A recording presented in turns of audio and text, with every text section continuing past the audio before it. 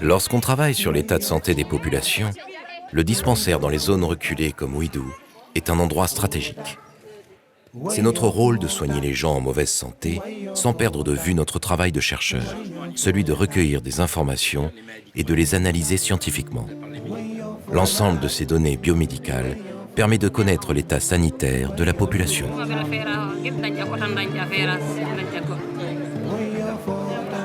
Les consultations que nous effectuons se déroulent généralement durant les universités d'été qui ont lieu à Ouidou. Durant une dizaine de jours, les médecins voient de nombreux patients, environ 1000 adultes, qui sont auscultés, écoutés, diagnostiqués. Il y a bien sûr des spécialistes, comme des cardiologues.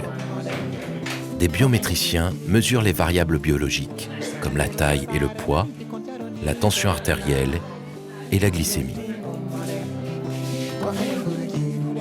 Nous effectuons aussi des mesures d'impédance-métrie qui permettent de calculer le pourcentage d'eau, de muscles et de graisse à l'intérieur du corps humain. Les dentistes ont beaucoup de travail, car l'état bucco-dentaire est souvent dégradé pour ces populations. Ils ont deux tâches. La première est bien sûr de soigner les patients, en particulier leurs dents cariées, ou d'extraire celles qui sont complètement détruites.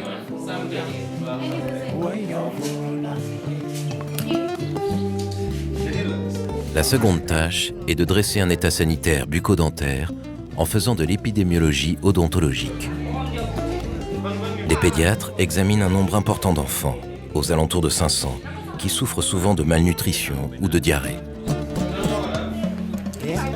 Les pharmaciennes qui nous accompagnent distribuent des médicaments que nous fournissons gratuitement et qui ont été prescrits par l'équipe médicale.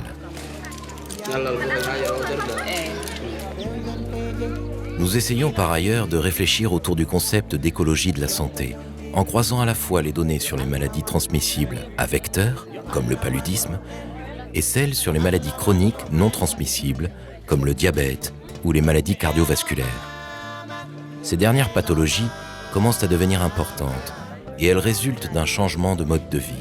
Les Peuls ont aujourd'hui une alimentation plus riche en gras et en sucre.